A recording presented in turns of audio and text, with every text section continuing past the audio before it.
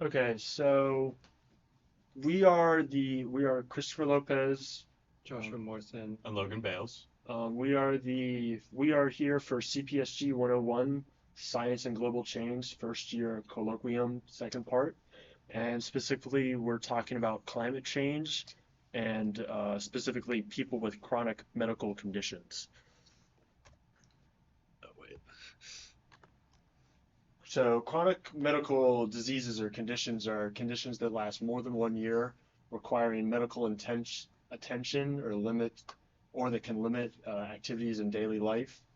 And the ones that we're going to be talking about specifically that pertain to climate change are respiratory conditions, cancer, new chronic diseases, and medications. So respiratory diseases, what is the relation to climate change? Well, specifically, there's the wildfire concerns.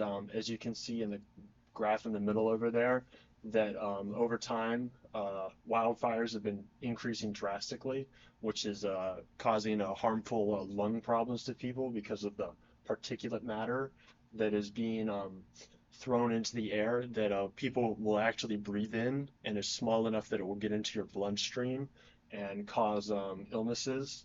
And they're carried across large distances and they can create inflammation in respiratory systems and cause symptoms like COPD and asthma for um, for patients in different age groups.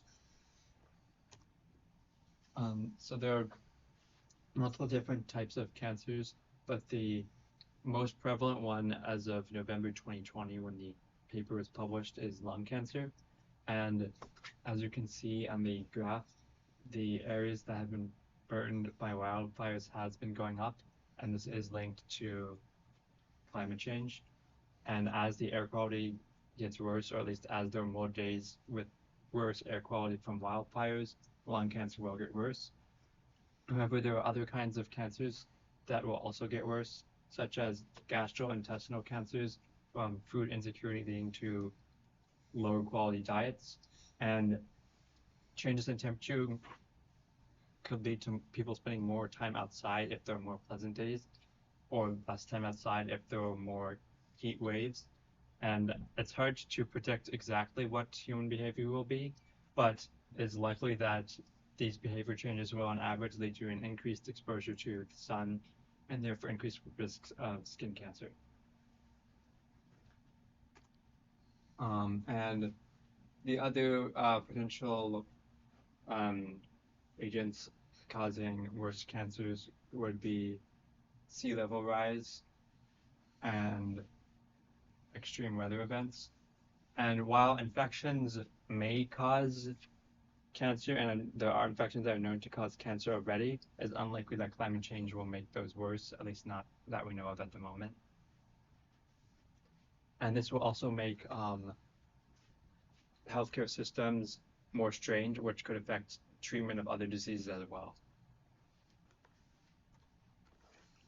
And additionally, there's a new chronic disease discovered in the early 2000s called Mesoamerican nephropathy, which is a kidney disease. It's mostly found in people living in Mesoamerica, but also in other parts of the world near the equator. Um, and it was called Mesoamerican nephropathy also because it was first discovered in El Salvador in 2002. And this is linked to increased temperatures, and climate change is causing increased temperatures, which will likely make this worse. And as this was a new disease that is caused by increased temperatures, there are likely to be other diseases that also form that are chronic.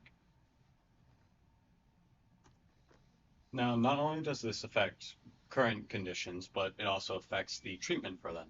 With new diseases developing, we don't have medicine that is able to treat them.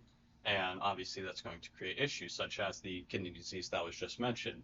In addition to that, there are old diseases that are evolving due to pathogens reaching regions of weak community defenses. And with sea level rising, there are algal blooms and algae that are weakening people's immune systems.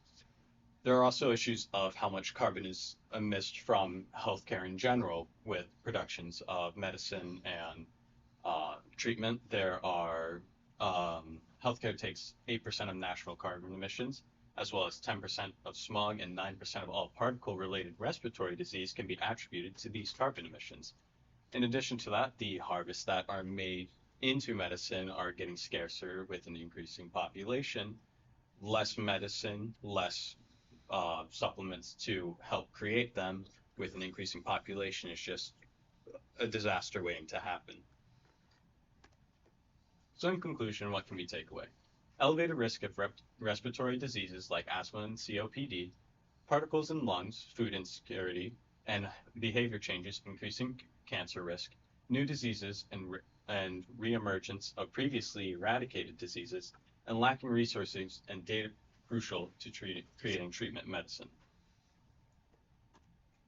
And these are the sources that we use to find all of our data. Thank you.